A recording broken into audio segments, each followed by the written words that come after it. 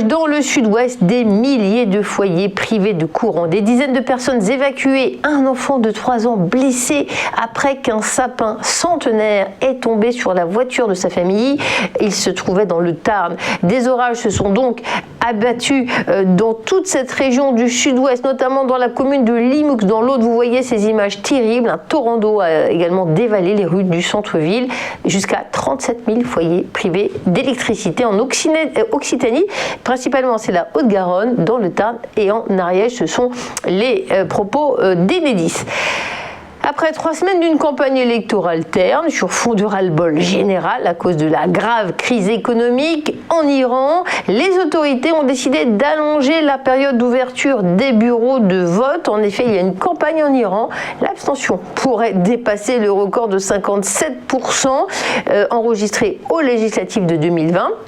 Chef de l'autorité judiciaire, âgé de 60 ans, M. Raisi, il fait figure d'archi-favori, faute de concurrents, après la disqualification de ses principaux adversaires.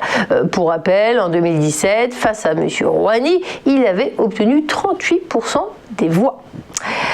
On passe maintenant à une actualité qui concerne le monde. Le nombre de personnes déplacées dans le monde en raison de conflits et de crises a doublé en 10 ans, pour atteindre 82,4 millions, un record. Malgré la pandémie de Covid-19 qui limite les flux et les mouvements, 82,4 millions, encore une fois, c'est la 9e année de hausse continue. C'est même le double du chiffre d'il y a 10 ans, a déclaré le chef de l'Agence des Nations Unies pour les réfugiés, Filippo Grandi.